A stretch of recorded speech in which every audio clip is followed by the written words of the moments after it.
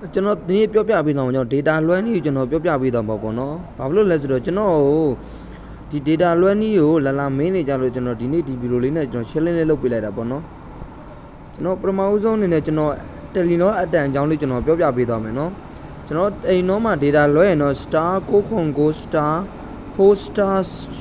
6ချက်ကိုကောခေါ်လိုက်လို့ရှိရင်ကျွန်တော်အမှ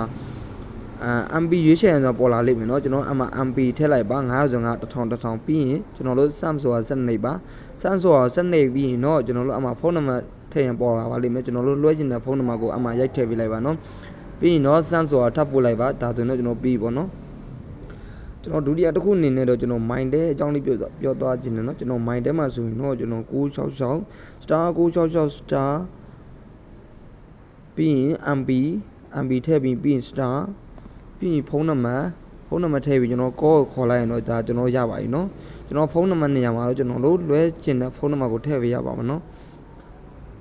ကျွန်တော်တတိယတစ်ခုအနေနဲ့ကျွန်တော် Ooredoo အကြောင်းလေးကျွန်တော်ပြောပြပေးသွားမယ်เนาะကျွန်တော် Ooredoo မှာဆိုရင်เนาะကျွန်တော်တို့ star 143 star 143 share call ခေါ်လိုက်ရင်ကျွန်တော်တို့အများကြီးပေါ်လာပါလိမ့်မယ်အဲ့မှာကျွန်တော်တို့ပထမဦးဆုံး number 1ဆိုတဲ့နေရာကိုနှိပ်လိုက်ပါအဲ့မှာကျွန်တော်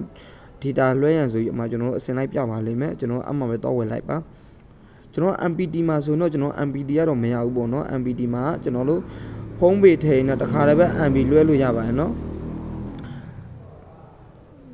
ကျွန်တော်တို့ဖုန်းပေဖြည့်နဲ့တခါတည်း MB လွှဲကျွန်တော် MB ဝယ်နဲ့တခါတည်း MB လွှဲအဲ့လိုပဲရပါတယ်နော်ကျွန်တော်ဝယ်ပြီးတဲ့ MB ကိုတော့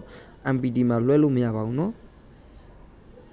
တကယ်ကျွန်တော်ဒီ data အကြောင်းတွေတိကျရင်တော့ကျွန်တော် Viber ဖုန်းနံပါတ်တွေရှိပါတယ်เนาะကျွန်တော်အမှဆက်သွယ်လို့ရပါတယ်เนาะဆက်သွယ်ပြီးလာ